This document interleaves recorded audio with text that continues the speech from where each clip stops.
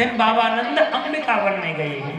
वर्तमान में जो वात्सल्य गांव है वही अंबिकावन था। वहां सरस्वती नदी बहती थी। उस सरस्वती नदी के किनारे एक भगवान शंकर की पूजा के लिए बाबानंद गए। एक अजगर ने पैर पकड़ लिया है।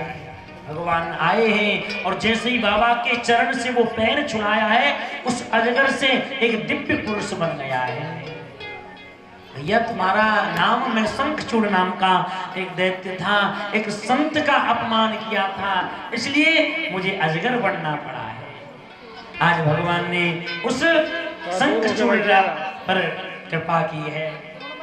परीक्षित ने प्रश्न किया, गुरुदेव भगवान से ये गोपियां इतना प्रेम करती थी, तो फिर जब ठाकुर जी दिन में गोचारण के लिए, गाय चराने के लिए जाते, तो पूरे दिन बिना कृष्ण के ये गोपियां कैसे रहती थी? तो सुखदेव जी कहते हैं, परीक्षित गोपियां कृष्ण की याद करती थी और एक गीत गाती थी। उस गीत का नाम युगल गीत है।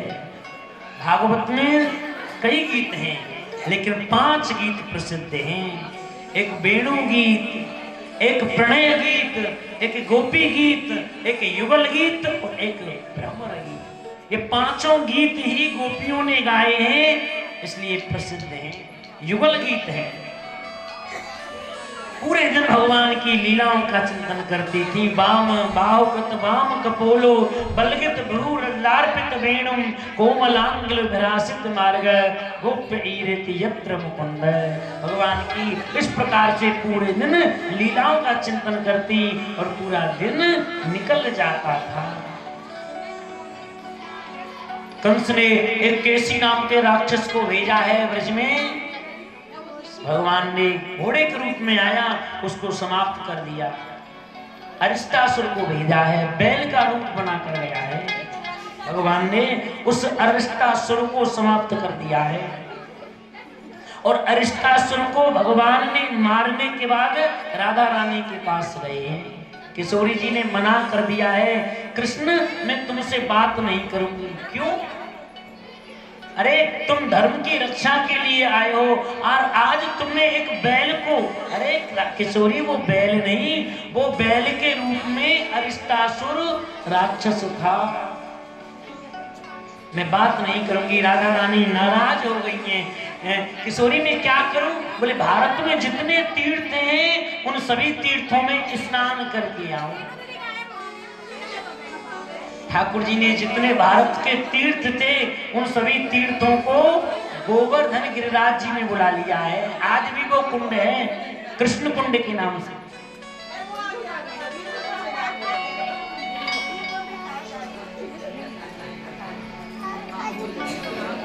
वृंदावन बिहारी लाल की जय। रास बिहारी भगवान की जय। माताओं से प्रार्थना है कि अब थोड़ी देर कथा जो बची है उसे प्रेम से ही सुने। बड़ी कृपा होगी आपकी यहाँ।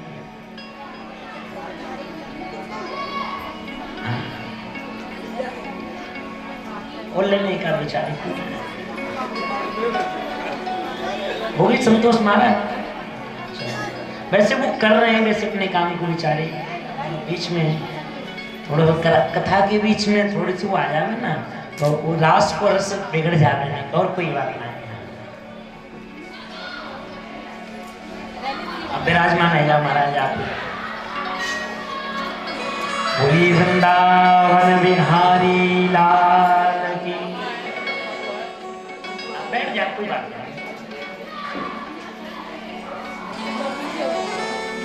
ठाकुर जी ने अरिष्टासुर को समाप्त कर दिया है। राधा रानी के पास मिलने के लिए गए। किशोरी जी ने मना कर दिया है। किशोरी जी ने मना कर दिया है, मैं श्याम सुंदर तुमसे बात नहीं करूं। क्यों? तुमने धर्म के रूप में उस बैल को मारा है, मैं बोलूंगी नहीं। क्या करूं? बोले जितने तीर्थ हैं उन तीर्थों में स्नान करके आओ। राधे में ब्रज को नहीं छोड़ सकता। सभी ब्रज के तीर्थ हैं, उन सभी को गोवर्धन गिरिराज जी में बुला लिया है। कृष्ण कुंड के नाम से एक बहुत सुंदर कुंड बन गया है और ठाकुर जी ने उस कुंड में जैसे ही गोता लगाया है उसका रंग भी कृष्ण जैसा हो गया। अब तो महाराज सभी ब्रजवासी कृष्ण कुंड में स्नान करें, आचमन करें, पूजन करें। गोपियन को चिढ़ावे बार बार। गोपियां कहती हैं, हे किशोरी जी, कन्हैया ने एक कुंड बनाए हुए, वाको नाम कृष्ण कुंड है। अब ब्रजवासी वहां में स्नान करें, गोता लगावें, आचमन करें, हम ना जावे। हे किशोरी जी, आप भी कोई सुंदर कुंड बनाओ ना। बोले ठीक है। राधा रानी गई है, अपने दाहिने चरण के अंगूठे को दबाया है, एक धारा निकली है और राधा कुंड के नाम से सुंदर कुंड बन गया है। लेकिन जैसे किशोरी जी है ना, ऐसे ही उनका जल है। और जो ऐसे हमारे ठाकुर जी सामने है ना, ऐसे बिनको कुंड है। अब कृष्ण कुंड में न कोई नहावे न आचमन करे, सब राधा कुंड में जावे। ब्रजवासी बोले, कन्हैया तेरे कुंड में कोई आचमन भी नहीं करे, सब राधा कुंड में स्नान करें, पूजन करें, तर्पण करें, दान करें, कोई ना जावे। ठाकुर जी आज किशोरी राधा रानी के पास आए हैं। राधे, देखने में, संसार के लोगों को देखने में हम दोनों अलग अलग दिखते हैं, है नहीं? किशोरी, जैसे सागर से लहरें अलग दिखती हैं, वस्तुतः सागर से लहरें अलग है ही नहीं, ऐसे हम राधा कृष्ण अलग अलग दिखते हैं, हम हैं नहीं। कन्हैया कहना क्या चाहते हो? बोले जो तुम्हारा कुंड का जल है निर्मल है और हमारा ठीक ना है, या से दोनों कुंडों के जल को मिला लो। मना कर दिया राधा ने। हे किशोरी, आप तो करुणामयी है ना, आप तो कृपामयी है। मान गई राधा रानी। और आज भी राधा कुंड और कृष्ण कुंड दोनों मिले हुए हैं। आज भी अहोई अष्टमी के दिन, दीपावली से अहोई अष्टमी के दिन जो भी जिन माताओं के संतान पुत्र नहीं है, वो अहोई अष्टमी के दिन राधा कुंड में स्नान करें और स्नान करने के बाद उन वस्त्रों को वहीं छोड़ दें, दूसरे वस्त्र धारण करके गिरिराज जी की परिक्रमा करें, तो निश्चित ही किशोरी जी उसकी गोद को भरती है। आप ही के इसी नगर की बात है, कसोदन प्रोविजन स्टोर है, ये किए गए हमारे साथ गए थे, तो उनके कोई संतान नहीं थे। आज भगवान किशोरी की कृपा से उनके घर लाला है। ये प्रमाणिक है, आप ही के नगर की ये बात है। परीक्षित इस प्रकार से भगवान ने दो कुंडों का राधा रानी की कृपा से दोनों का आज भी वर्तमान में दोनों कुंड विराजमान हैं, राधा कुंड और कृष्ण कुंड। व्योमासुर नाम का राक्षस आया है। कंस अनेक राक्षसों को भेजता है, जाते हैं लेकिन वापस नहीं आते। नारद जी आ गए हैं, नारद जी को प्रणाम किया है। कंस उदास हो बोले, हाँ गुरुदेव, मैं ब्रज में जिसको भेजता हूं, मैं ब्रज में जिसको भेजता हूं वो जाता है लेकिन वापस नहीं आता है। नारद जी कहते हैं, कंस मैंने बड़े ध्यान से देखा है, जो कृष्ण बलराम है ना, वो नंद के नहीं, यशोदा के नहीं, वो तो देवकी और वसुदेव के पुत्र हैं। दोनों ही वसुदेव और देवकी के पुत्र। तलवार निकाली, वसुदेव ने मेरे साथ छल किया है, नहीं छोड़ूंगा। नारद जी ने समझाया, वसुदेव को मारने से कुछ नहीं मिलेगा। फिर तुम्हारे यहाँ परशुराम जी ने जो धनुष दिया है ना, उस धनुष के मेले का मथुरा में आयोजन करो। और ब्रजवासी बड़े सीधे हैं, कंस उनको मेला में आने का निमंत्रण दो। कृष्ण बलराम भी दोनों मेला में आ जाएंगे और तुम्हारे यहाँ बड़े बड़े पहलवान हैं, सल तोसल मुष्टिक चारूढ़, धोखे से उनको समाप्त करा देना, उनको दोनों को समाप्त करा देना। नारद जी ने कहा, अब बोले क्या करूं, मैं परसों कृष्ण को तुम्हारे हाथ मरा देखना चाहता हूं। ऐसा कहकर नारद जी चले गए। कहा? ब्रज में आए हैं और ठाकुर जी गोचार लीला कर रहे थे। ठाकुर जी ने प्रणाम किया है, नारद जी ने भगवान को प्रणाम किया है। प्रभु देरी किस बात की है, अब समय मत बेकार करो, कंस को परसों मैं मरा देखना चाहता हूं। कन्हैया बोली वाह नारद जी, मथुरा में कह रहे थे कृष्ण को परसों मैं मरा देखना चाहता हूं, और मुझसे कह रहे हैं कि मामा कंस को परसों मैं मरे। वाह नारद जी, प्रभु आप तो जानते हैं यदि मैं ऐसा नहीं करूंगा तो वो अक्रूर को कैसे भेजेगा, तुम कैसे ब्रज से मथुरा जाओगे, आगे की लीला कैसे होंगी। नारद जी ने प्रणाम किया है, चले गए हैं। अक्रूर को बुलाया है कंस ने, तुम कृष्ण बलराम को ब्रज से ले आओ, मेरे यहाँ बड़े बड़े पहलवान हैं, मैं धोखे से कृष्ण को समाप्त करा दूं।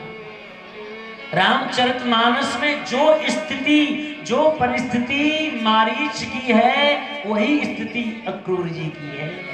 यदि मैं मना कर दूंगा ये दुष्ट मुझे मार देगा, इसके हाथों मरने से तो अच्छा है कि कम से कम ठाकुर के गोविंद के एक बार दर्शन हो जाए। आज रात्रि में विश्राम किया है अक्रूर जी ने, और प्रातः काल वो कंस के रथ पर बैठा।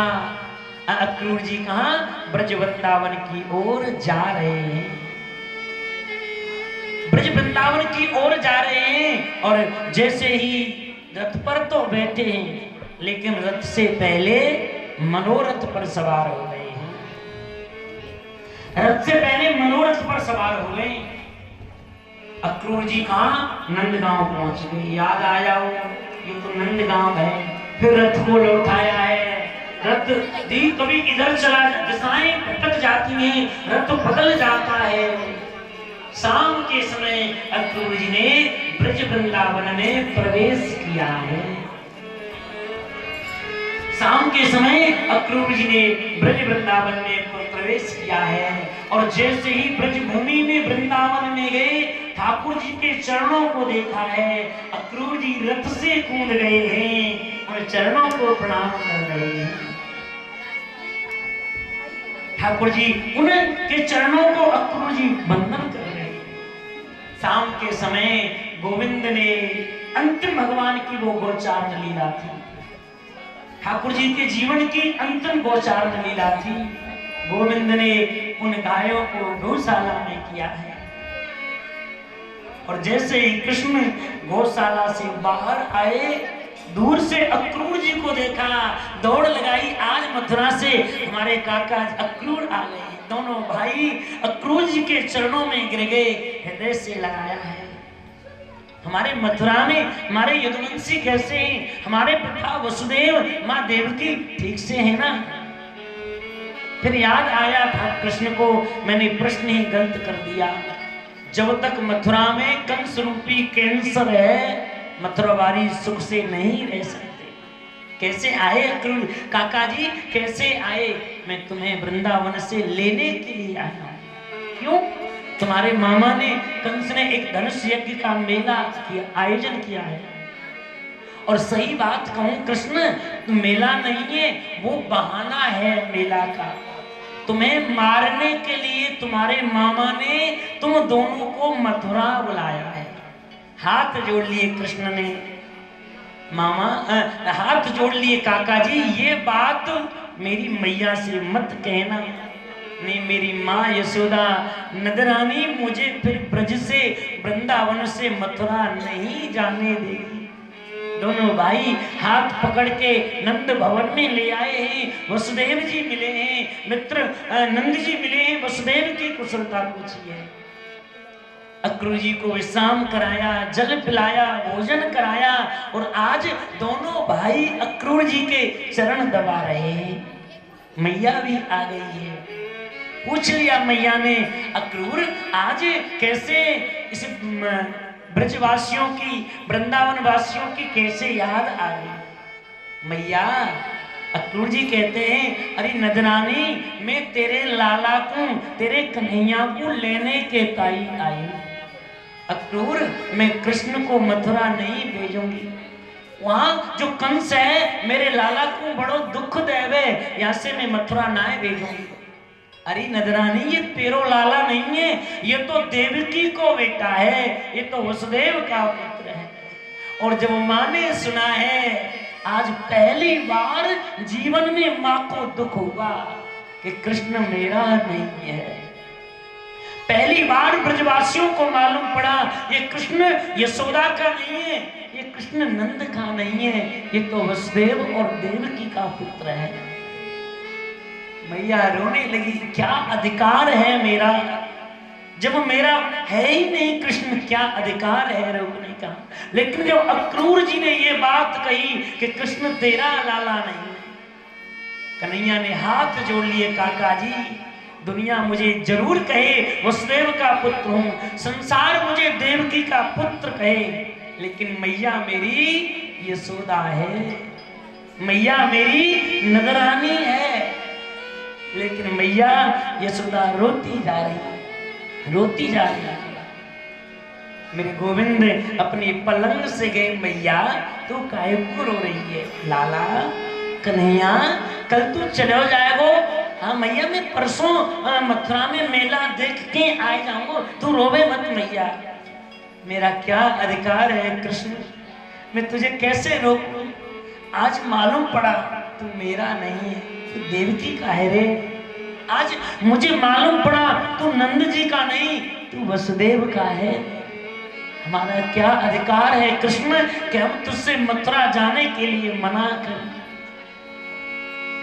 पूरी रात माँ रोती रही, रोती रही। माँ ने भोजन नहीं किया है और ठाकुर जी ने, कन्हैया ने देखा, खुद गए हैं मैया के लिए थाली परोस के लाए हैं, हाथों से खिलाना चाहते हैं, हाथ पकड़ लिया। कृष्ण तू आज मुझे भोजन करा देगा। प्यारे कल कौन मुझे भोजन कराएगा। माँ ने भोजन नहीं किया है। जब ब्रज गोपियों को मालूम पड़ा कि हमारे जीवन धन, हमारे प्राण धन कृष्ण जा रहे हैं, आधी रात में, अर्धरात्रि में गोपियों ने उस नंद भवन को घेर लिया है। क्यों? जिस राम के जीवन में मर्यादा थी, वो राम भी सोते हुए अवधवासियों को छोड़कर चला गया तमसा नदी के किनारे। लेकिन इस कृष्ण के, इस छलिया के जीवन में कोई मर्यादा नहीं है। ये कब वृंदावन छोड़कर चला जाए। पूरी रात मैया रोती रही और 4 ब्रह्म मुहूर्त में मैया ने ताजी ताजी माखन निकालो है, अपने हाथ से लाला को, कन्हैया को गोद में बिठायो है और मैया रोती जा रही है, कृष्ण को माखन खिलाती जा रही है। मैया तो रोई काहे को रही है। कन्हैया आज तू चले जावे हो ना, कल से मैं माखन कौन को खिलाऊंगी रे। प्यारे आज कृष्ण मेरे तू लाला चलो जाएगो ना, मैया मैं परसों आ जाऊंगा। परीक्षित दुनिया में, संसार में सूर्य निकला होगा, लेकिन ब्रज में फिर सूर्य नहीं निकला, क्योंकि ब्रजवासियों की तो सूर्य और चंद्र कृष्ण बलराम है ना, दोनों ही, आज दोनों जा रहे हैं। ब्रजवासियों को लेकर बाबा नंद चले गए, लेकिन प्रातः काल मैया को प्रणाम कर रहे हैं। कृष्ण बलराम दोनों ने माँ को प्रणाम किया और जैसे ही नंद भवन छोड़कर जाने लगे, माँ यशोदा मूर्छित होकर जमीन पर गिर गई है। मूर्छित छोड़कर वो चलिया कृष्ण नंद भवन के द्वार पर आया। गोपियों ने चारों तरफ से रथ को घेर लिया है। श्याम सुंदर क्या इसी दिन के लिए प्रेम किया था, आज छोड़कर जा रहे हैं। नहीं गोपियों में परसों आ जाना। और देखो गोपियों, प्रेम का यही लक्षण है, तत् सुखी सुखम प्रेम लक्षणम। हम जिससे प्रेम करते हैं वो सुखी रहे, यही प्रेम है। गोपियों ने भी विदा कर दिया है और गोपियों से विदा मांग कर भगवान ठाकुर जी कहाँ, किशोरी राधा रानी के पास में आए। हे किशोरी, हे राधे, अब मुरली बजाने से कंस नहीं मरेगा। राधे, अब काली कमली धारण करने से कंस मरेगा नहीं। मैं तुमसे आज्ञा मांगने के लिए, भगवान कहते हैं राधे मैं तुमसे आज्ञा मांगने के लिए आया हूं। राधा रानी कहती हैं श्याम सुंदर मैं आज्ञा कैसे दूं आपको। क्योंकि मैं एक दासी हूं और दासी कभी स्वामी को आज्ञा नहीं देती। क्या अधिकार है मेरा आज्ञा देने का? यदि मैं ये कहूं मना करूं तो मेरा कोई अधिकार नहीं है। यदि मैं ये कहूं तुम मत जाओ तो कहने का भी अधिकार नहीं है। और यदि मैं कहूं तुम रुक जाओ, अरे श्याम सुंदर, जिस माँ ने, जिस नंदरानी ने तुम्हें उंगली पकड़कर चलना सिखाया, उसको मूर्छित छोड़कर चले आए तो मेरा क्या अधिकार है? भगवान ने काली कमली किशोरी को दी है, मुरली को दिया है, और जैसे ही गोविंद जाने लगे किशोरी जी मूर्छित हो गई हैं। जैसे ही ठाकुर जी रथ पर बैठना चाहते हैं, आज उस वृंदावन की भूमि को प्रणाम कर रहे हैं गोविंद, उस प्रेम भूमि को वंदन कर रहे हैं। जैसे ही गोविंद रथ पर बैठे और क्रूर जी ने रथ को चलाया है, मैया यशोदा की मूर्छा दूर हो गई है। चारों तरफ माँ ने देखा नंद भवन खाली है, मेरे लाला लगे चलो गए। मैया अपने नंद भवन के द्वार पर आई है और रथ पर बैठे जाते हुए कृष्ण को देखा। मैया ने आवाज लगाई है, लाला कन्हैया ने रुक जाओ। और जैसे ही मैया ने रथ के पीछे दौड़ लगाई ना, दौड़ती हुई माँ को देखा। कृष्ण बलराम दोनों भाई रथ से कूद गए, चरणों में गिर गए। लाला मुझे आज मालूम पड़ा तू मेरा नहीं, तू देवकी का है। कृष्ण मैंने आज तक तुझसे कुछ मांगा नहीं। कृष्ण मैंने आज तक तुझसे कुछ मांगा नहीं, मैं आज कुछ मांगना चाहती हूँ रे। माँ ने अपना वो साड़ी का आंचल आगे कर दिया है। कृष्ण एक दिन मैंने तुझे अपना माना, लाला मैंने तुझे अपना जानकर एक दिन उखल से बांध दिया था, लेकिन आज मुझे मालूम पड़ा तू मेरा नहीं। इस बात को कृष्ण इस ब्रज से, वृंदावन से मथुरा मत ले जाना कि मैया ने मेरे ताई माखन की मटकी के कारण उखल से बांध दियो। इसलिए कृष्ण इस बात को मन में मत रखना। मैया के चरणों में गिर गए और आज भगवान रोते हुए माँ से विदा मांग रहे हैं। वो कृष्ण लेता है ब्रज से विदाई की, मैया मुझे याद ना करे। कृष्ण लेता है ब्रज से विदाई की, मैया मुझे याद ना करे। हो मैया मुझे याद ना करे, हो मैया मुझे याद ना करे। ब्रज से विदाई की, मैया मुझे याद ना करे। कृष्ण लेता है ब्रज से विदाई की, मैया मुझे याद ना करे।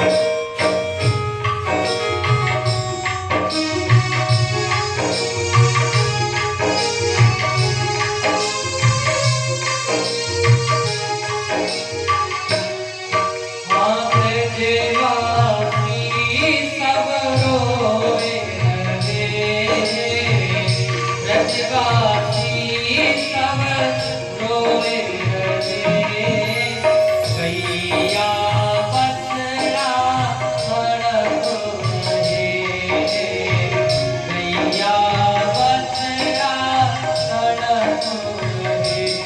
तो अब जाओ ना कृष्ण कन्हई की मैया मुझे याद ना करे, कृष्ण लेता है ब्रज से विदाई की मैया मुझे याद ना करे।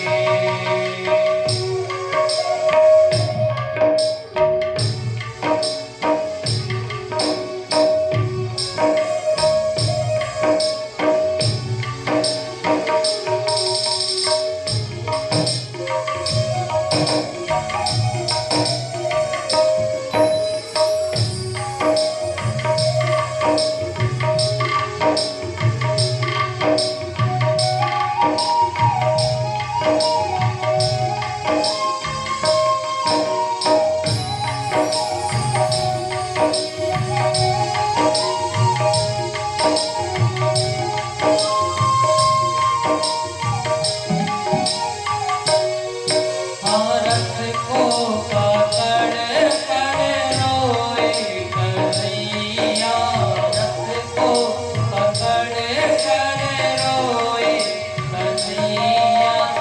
आए बाबा हो आए मेरी मैया, आए बाबा हो आए मेरी मैया।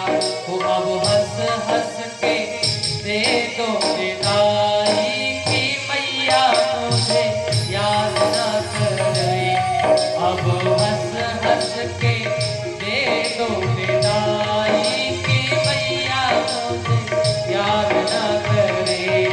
कृष्ण लेता है ब्रज से विदाई की मैया मुझे याद ना करे, कृष्ण लेता है ब्रज से विदाई की मैया मुझे याद ना करे।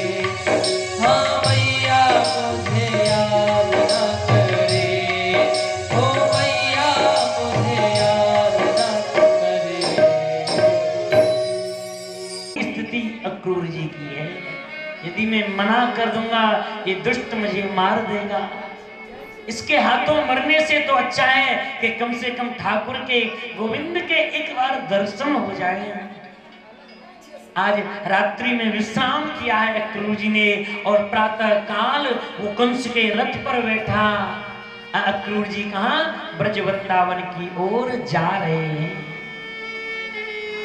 ब्रज वृंदावन की ओर जा रहे हैं। और जैसे ही रथ पर तो बैठे हैं, लेकिन रथ से पहले मनोरथ पर सवार हो गए हैं। रथ से पहले मनोरथ पर सवार हो गए। अक्रूर जी कहां? नंदगांव पहुंच गए। याद आया हो ये तो नंदगांव है। फिर रथ को लौटाया है। रथ दी कभी इधर चला, दिशाएं भटक जाती हैं, रथ बदल जाता है। शाम के समय अक्रूर जी ने ब्रज वृंदावन में प्रवेश किया है। शाम के समय अक्रूर जी ने ब्रज वृंदावन में प्रवेश किया है। और जैसे ही ब्रज भूमि में वृंदावन में गए, ठाकुर जी के चरणों को देखा है। अक्रूर जी रथ से कूद गए हैं और चरणों को प्रणाम कर रहे हैं। ठाकुर जी उनके चरणों को अक्रूर जी वंदन कर रहे हैं। शाम के समय गोविंद ने अंतिम भगवान की वो गोचारण लीला थी, ठाकुर जी के जीवन की अंतिम गोचारण लीला थी। गोविंद ने उन गायों को गौशाला में किया है। और जैसे ही कृष्ण गौशाला से बाहर आए, दूर से अक्रूर जी को देखा, दौड़ लगाई। आज मथुरा से हमारे काका अक्रूर आ गए। दोनों भाई अक्रूर जी के चरणों में गिर गए, हृदय से लगाया है। हमारे मथुरा में हमारे यदुवंशी कैसे हैं? हमारे पिता वसुदेव, माँ देवकी ठीक से है ना? फिर याद आया था कृष्ण को, मैंने प्रश्न ही गलत कर दिया। जब तक मथुरा में कंस रूपी कैंसर है, मथुरावारी सुख से नहीं रह सकते। कैसे आए अक्रूर? काका जी कैसे आए? मैं तुम्हें वृंदावन से लेने के लिए आया हूं। क्यों? तुम्हारे मामा ने, कंस ने एक धनुष यज्ञ का मेला आयोजन किया है। और सही बात कहूं कृष्ण, मेला नहीं है, वो बहाना है मेला का। तुम्हें मारने के लिए तुम्हारे मामा ने तुम दोनों को मथुरा बुलाया है। हाथ जोड़ लिए कृष्ण ने, मामा हाथ जोड़ लिए काका जी, ये बात मेरी मैया से मत कहना। नहीं, मेरी माँ यशोदा नदरानी मुझे फिर ब्रज से, वृंदावन से मथुरा नहीं जाने देगी। दोनों भाई हाथ पकड़ के नंद भवन में ले आए हैं। वसुदेव जी मिले हैं, मित्र नंद जी मिले हैं, वसुदेव की कुशलता पूछी है। अक्रूर जी को विश्राम कराया, जल पिलाया, भोजन कराया, और आज दोनों भाई अक्रूर जी के चरण दबा रहे हैं। मैया भी आ गई है। पूछ लिया मैया ने, अक्रूर आज कैसे इस ब्रजवासियों की, वृंदावन वासियों की कैसे याद आ गई? मैया, अक्रूर जी कहते हैं, अरे नदरानी, मैं तेरे लाला को, तेरे कन्हैया को लेने के ताई आई। अक्रूर, मैं कृष्ण को मथुरा नहीं भेजूंगी। वहां जो कंस है मेरे लाला को बड़ो दुख देवे, यहाँ से मैं मथुरा ना भेजूंगी। अरे नदरानी, ये तेरो लाला नहीं है, ये तो देवकी को बेटा है, ये तो वसुदेव का पुत्र है। और जब माँ ने सुना है, आज पहली बार जीवन में माँ को दुख हुआ कि कृष्ण मेरा नहीं है। पहली बार ब्रजवासियों को मालूम पड़ा, ये कृष्ण यशोदा का नहीं है, ये कृष्ण नंद का नहीं है, ये तो वसुदेव और देवकी का पुत्र है। मैया रोने लगी, क्या अधिकार है मेरा, जब मेरा है ही नहीं कृष्ण, क्या अधिकार है रोकने का। लेकिन जब अक्रूर जी ने ये बात कही कि कृष्ण तेरा लाला नहीं, कन्हैया ने हाथ जोड़ लिए, काका जी, दुनिया मुझे जरूर कहे वसुदेव का पुत्र हूं, संसार मुझे देवकी का पुत्र कहे, लेकिन मैया मेरी यशोदा है, मैया मेरी नदरानी है। लेकिन मैया यशोदा रोती जा रही, रोती जा रही। मेरे गोविंद अपने पलंग से गए, मैया तू काहे को रो रही है? लाला कन्हैया, कल तू चले जाएगो। हाँ मैया, मैं परसों मथुरा में मेला देख के आ जाऊंगा, तू रोवे मत मैया। मेरा क्या अधिकार है कृष्ण, मैं तुझे कैसे रोकूं? आज मालूम पड़ा तू मेरा नहीं है, तू देवकी का है रे। आज मुझे मालूम पड़ा तू नंद जी का नहीं, तू वसुदेव का है। हमारा क्या अधिकार है कृष्ण कि हम तुझसे मथुरा जाने के लिए मना कर। पूरी रात माँ रोती रही, रोती रही। माँ ने भोजन नहीं किया है, और ठाकुर जी ने, कन्हैया ने देखा, खुद गए हैं मैया के लिए थाली परोस के लाए हैं, हाथों से खिलाना चाहते हैं। हाथ पकड़ दिया, कृष्ण तू आज मुझे भोजन करा देगा। प्यारे, कल कौन मुझे भोजन कराएगा? माँ ने भोजन नहीं किया है। जब ब्रज गोपियों को मालूम पड़ा कि हमारे जीवन धन, हमारे प्राण धन कृष्ण जा रहे हैं, आधी रात में, अर्धरात्रि में गोपियों ने उस नंद भवन को घेर लिया है। क्यों? जिस राम के जीवन में मर्यादा थी, वो राम भी सोते हुए अवधवासियों को छोड़कर चला गया तमसा नदी के किनारे। लेकिन इस कृष्ण के, इस छलिया के जीवन में कोई मर्यादा नहीं है, ये कब वृंदावन छोड़कर चला गया।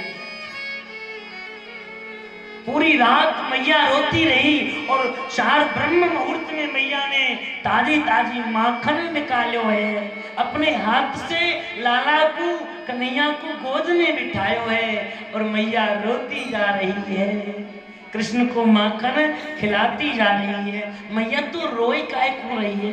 कन्हैया आज तू चले जावे हो ना, कल से मैं माखन कौन को खिलाऊंगी रे? प्यारे, आज कृष्ण मेरे तू लाला चलो जाएगा ना, मैया मैं परसों आ जाऊंगा। परीक्षित, दुनिया में संसार में सूर्य निकला होगा, लेकिन ब्रज में फिर सूर्य नहीं निकला, क्योंकि ब्रजवासियों की तो सूर्य और चंद्र कृष्ण बलराम है ना, दोनों ही। आज दोनों जा रहे हैं। ब्रजवासियों को लेकर बाबा नंद चले गए, लेकिन प्रातः काल मैया को प्रणाम कर रहे हैं। कृष्ण बलराम दोनों ने माँ को प्रणाम किया, और जैसे ही नंद भवन छोड़कर जाने लगे, माँ यशोदा मूर्छित होकर जमीन पर गिर गई। मूर्छित छोड़कर वो चलिया। कृष्ण नंद भवन के द्वार पर आया। गोपियों ने चारों तरफ से रथ को घेर लिया है। श्याम सुंदर क्या इसी दिन के लिए प्रेम किया था? आज छोड़कर जा रहे हैं? नहीं गोपियों, में परसों आ जाना। और देखो गोपियों, प्रेम का यही लक्षण है, तत् सुखी सुखम प्रेम लक्षणम। हम जिससे प्रेम करते हैं वो सुखी रहे, यही प्रेम है। गोपियों ने भी विदा कर दिया है, और गोपियों से विदा मांग कर भगवान ठाकुर जी कहाँ? किशोरी राधा रानी के पास में आए। हे किशोरी, हे राधे, अब मुरली बजाने से कंस नहीं मरेगा। राधे, अब काली कमली धारण करने से कंस मरेगा नहीं। मैं तुमसे आज्ञा मांगने के लिए, भगवान कहते हैं राधे, मैं तुमसे आज्ञा मांगने के लिए आया। राधा रानी कहती हैं, श्याम सुंदर, मैं आज्ञा कैसे दूं आपको? क्योंकि मैं एक दासी हूं, और दासी कभी स्वामी को आज्ञा नहीं देती। क्या अधिकार है मेरा आज्ञा देने का? यदि मैं ये कहूं मना करूं तो मेरा कोई अधिकार नहीं है। यदि मैं ये कहूं तुम मत जाओ तो कहने का भी अधिकार नहीं है। और यदि मैं कहूं तुम रुक जाओ, अरे श्याम सुंदर, जिस माँ ने, जिस नंदरानी ने तुम्हें उंगली पकड़कर चलना सिखाया, उसको मूर्छित छोड़कर चले आए तो मेरा क्या अधिकार है? भगवान ने काली कमली किशोरी को दी है, मुरली को दिया है, और जैसे ही गोविंद जाने लगे, किशोरी जी मूर्छित हो गई हैं। जैसे ही ठाकुर जी रथ पर बैठना चाहते हैं, आज उस वृंदावन की भूमि को प्रणाम कर रहे हैं गोविंद, उस प्रेम भूमि को वंदन कर रहे हैं। जैसे ही गोविंद रथ पर बैठे, अक्रूर जी ने रथ को चलाया है, मैया यशोदा की मूर्छा दूर हो गई है। चारों तरफ माँ ने देखा नंद भवन खाली है, फिर लाला लगे चलो गए। मैया अपने नंद भवन के द्वार पर आई है, और रथ पर बैठे जाते हुए कृष्ण को देखा। मैया ने आवाज लगाई है, लाला कन्हैया ने रुक जाओ। और जैसे ही मैया ने रथ के पीछे दौड़ लगाई ना, दौड़ती हुई माँ को देखा। कृष्ण बलराम दोनों भाई रथ से कूद गए, चरणों में गिर गए। लाला, मुझे आज मालूम पड़ा तू मेरा नहीं, तू देवकी का है। कृष्ण, मैंने आज तक तुझसे कुछ मांगा नहीं। कृष्ण, मैंने आज तक तुझसे कुछ मांगा नहीं, मैं आज कुछ मांगना चाहती हूँ रे। माँ ने अपना वो साड़ी का आंचल आगे कर दिया है। कृष्ण, एक दिन मैंने तुझे अपना माना। लाला, मैंने तुझे अपना जानकर एक दिन उखल से बांध दिया था, लेकिन आज मुझे मालूम पड़ा तू मेरा नहीं। इस बात को कृष्ण, इस ब्रज से, वृंदावन से मथुरा मत ले जाना कि मैया ने मेरे ताई माखन की मटकी के कारण उखल से बांध दियो। इसलिए कृष्ण, इस बात को मन में मत रखना। मैया के चरणों में गिर गए, और आज भगवान रोते हुए माँ से विदा मांग रहे हैं। वो कृष्ण लेता है ब्रज से विदाई की, मैया मुझे याद न करे। कृष्ण लेता है ब्रज से विदाई की, मैया मुझे याद न करे। ओ मैया मुझे याद न करे,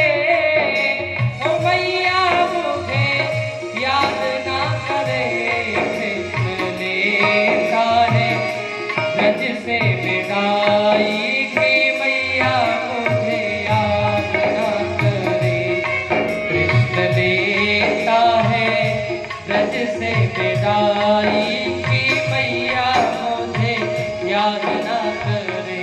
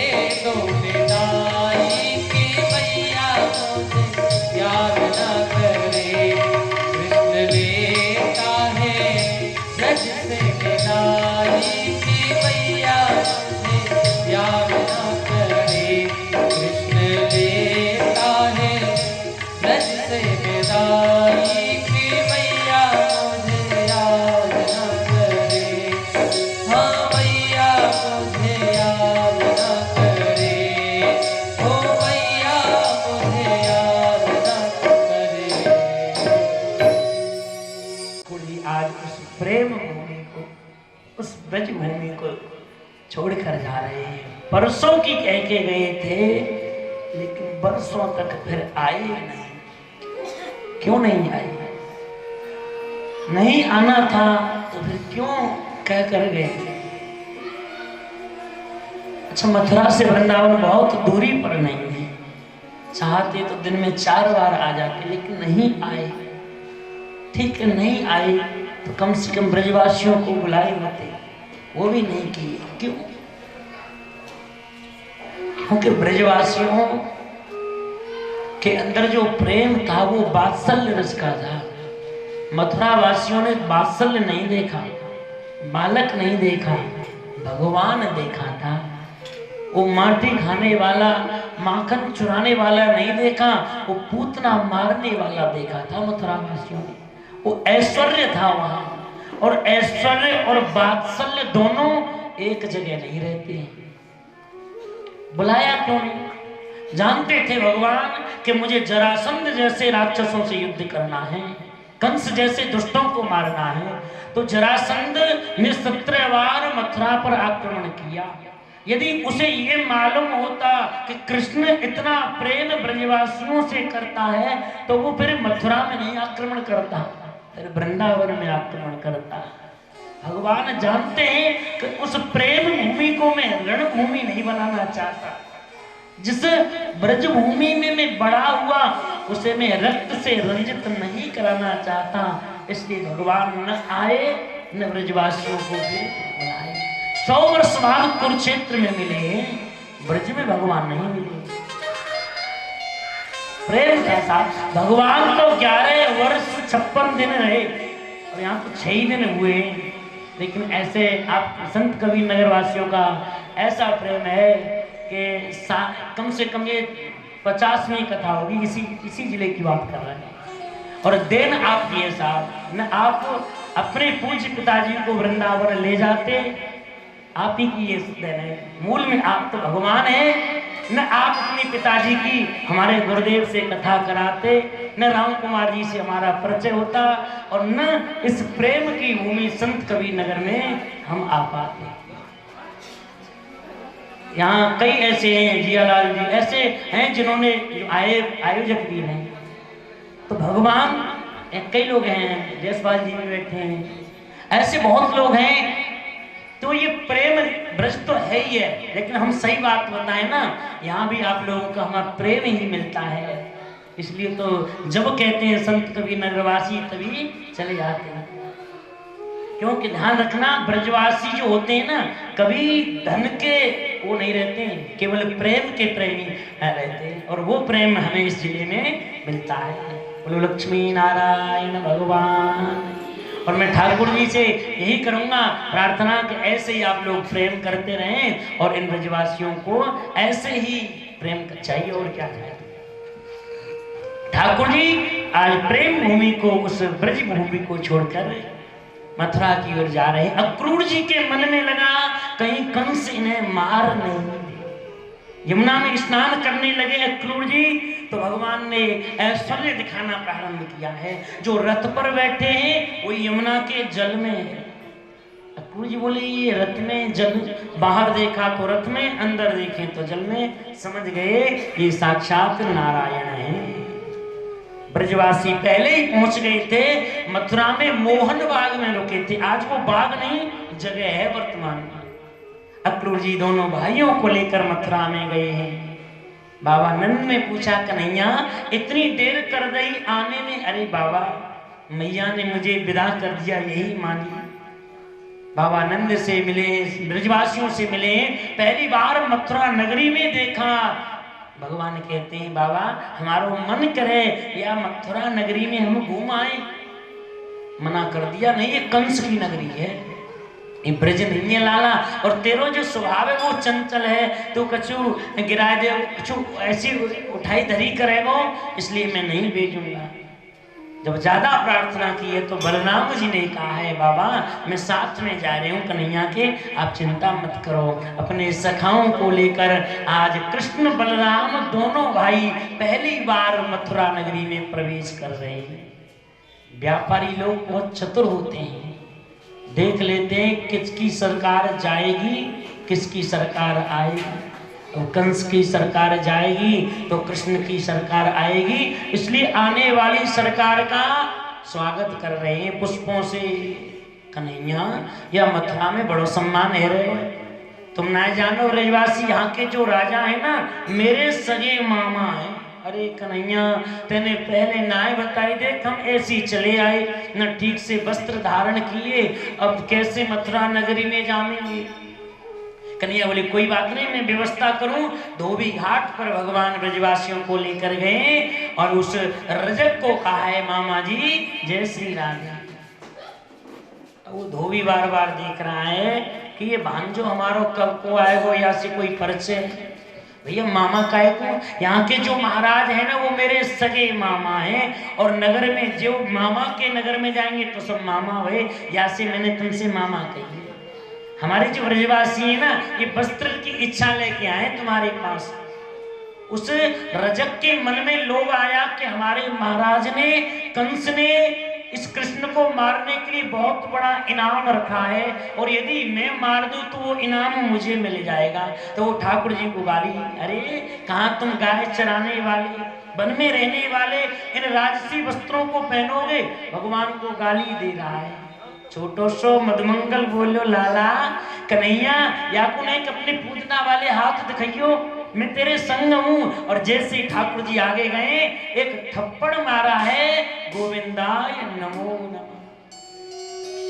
छोटे मोटे जितने धोबी सब भाग गए, मथुरा नगरी में हल्ला आए गए हो, भैया पूतना मारवे वारो आए गए हो, अगासुर तारवे वारो आए गए हो। कन्हैया बोले भैया ब्रजवासियों अब अपने आप वस्त्र को छांटो, बीनो और पहनो। रेडीमेड को जमानो है।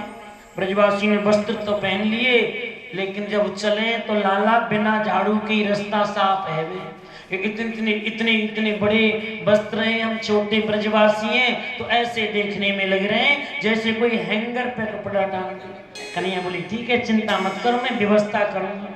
दर्जी के यहाँ पहुंच गए भगवान और दर्जी ने 2-4 और दर्जियों को बुलाया है, सभी ब्रजवासियों के वस्त्रों को ठीक कर दिया। ठाकुर जी बोले भैया क्या चाहिए? बोले महाराज वो धोबी वाला इनाम नहीं चाहिए। हाथ जोड़ दिए, कुछ नहीं चाहिए, आशीर्वाद दिया है भगवान ने कि जो तुम्हारा काम करेगा उसकी यहाँ कोई कमी नहीं रहेगी। ये भगवान का आशीर्वाद है। 200 रुपए का कपड़ा है तो 400 सिलाई के देने पड़ेंगे, ये भगवान का ही आशीर्वाद है। और आगे गए कन्हैया, ठाकुर जी बोले अब क्या भयो, देख कपड़ा इतने बढ़िया है लेकिन गले में माला ना है। सुदामा नाम के मालिक यहाँ पहुंच गए हैं, सभी ब्रजवासियों को माला पहनाई है, भक्ति का वरदान दिया है। आगे बढ़े कन्हैया, भगवान बोले अब क्या भयो भैया, देख इतने सुंदर वस्त्र हैं, गले में माला है लेकिन माथे पे चंदन ना है। और ब्रजवासी चंदन एक बिंदी ना लगा में, महाराज खूब चंदन भी लगा में। लाला ने चंदन और हो तो बोले ठीक है याऊ की व्यवस्था करेंगे। देखा सामने से एक 3 जगह से कोई स्त्री टेढ़ी है और सुंदर हाथ में वो चंदन का कटोरा है। आवाज लगाई ठाकुर जी ने, ओ सुंदरी। मुड़कर देखा, आज तक मथुरा में मुझसे किसी ने सुंदरी नहीं कहा। वो कुब्जा, वो त्रिविक्रमा रुक गई है। आपने मुझसे सुंदर, हाँ देवी हमने आपसे सुंदरी कहा था। देवी आपका परिचय क्या है? महाराज लोग मुझे त्रिविक्रमा कहते हैं लेकिन मैं 3 जगह से टेढ़ी हूं तो लोग कुब्जा भी कहते हैं। मैं कंस को अपने हाथों से चंदन लगाती हूँ। क्यों? क्योंकि कमजोर है। और ध्यान रखना 2 काम कमजोर व्यक्ति से ही कराना चाहिए, एक तो चंदन और एक वस्त्र धुलाना है तो कमजोर से। यहाँ कहीं पहलवान के हाथ में वस्त्र दे दिए तो ऐसे महाराज धोवे को, चंदन को जितनी धीरे धीरे घिसेंगे उतना ही अच्छा लगेगा। देवी अब तक तुमने कंस को चंदन लगाया है, क्या आज कृष्ण को चंदन नहीं लगाओगी? आपने मुझसे सुंदरी कहा ना तो वो आगे ऐसे चंदन कर दिया। ब्रजवासी ले में और अपने आप पोते लगा में ना पोते। कन्हैया बोले ये क्या कर रहे हो ब्रजवासी? लाला आज हम चंदन कौन सो लगा रहे हैं? बोले आज कंस पछाड़ चंदन लगा रहे हैं, क्योंकि यार चंदन लगाए हुए थे हमारा कन्हैया कंस को पछाड़ देगो, या से आज कंस पछाड़ चंदन लगा रहे हैं। थोड़ा सा चंदन बचा, उस कुब्जा ने भगवान के मस्तक पर लगाया और जैसे ही आगे जाने लगी ठाकुर जी ने हाथ पकड़ लिया, पैर के ऊपर पैर रखा, ठोड़ी पर 2 उंगली लगाई, जो 3 जगह से टेढ़ी थी उस सुंदरी बना दी। भगवान बताना चाहते कुब्जा तुमने मुझे एक दिन के लिए चंदन लगा के सुंदर बनाया, मैंने तुम्हें जीवन भर के लिए सुंदरी बना दिया है। हाथ पकड़ लिया, घर में पधारा। बोले अभी नहीं, पहले मामा जी से मिलने। दोनों भाई ब्रजवासियों के साथ मथुरा नगरी में जब गए हैं तो मथुरा की नारियों ने सुना था, कभी देखा नहीं, लेकिन नियम था देखे कैसे, तो मथुरा की सुंदरियां अट्टालिकाओं पर खड़ी हैं, पुष्पों की वर्षा कर रही हैं भगवान के लिए। जैसे ही कन्हैया देखना चाहते हैं, दाऊ जी ने मना कर दिया, लाला ये ब्रज ना है, ये मथुरा है। ठाकुर जी ने गर्दन नीचे कर ली। एक मथुरा की नारी बोली बहन इनकी 2 मैया हैं। कन्हैया बोले ये लगे कोई विशेष परिचय की है, या से हमें जाने या तुम देखें तो सही। जैसे ही कन्हैया देखना चाहते बलराम जी ने फिर मना कर दिया। दूसरी बोली या कि 2 मैया ना है, या के 2 बाप भी हैं। ठाकुर जी देखना चाहते हैं कौन है, बलराम जी बार बार मना कर देते हैं। एक बोली बहन ये सुने ना है। कन्हैया बोले बड़े भैया और कछु कसर रह गई है, लोग बहरा बता रहे हैं। बलराम जी बोले कोई बात ना है, बड़े बड़े संत तुझसे कहते हैं कृष्ण बिनु पग चले सुने बिनु काना, करे विधि कर्म करे विधि नाना, आनन रहत सकल रस भोगी, बिन बाड़ी वक्ता वड़ जोगी। कोई बात ना है। अंत में मथुरा की सुंदरियों ने पुष्प नहीं पुष्पों के पराग की वर्षा की है, तो भगवान ने उन मथुरा की नारियों को देखा है और उनको धन्य कर दिया है।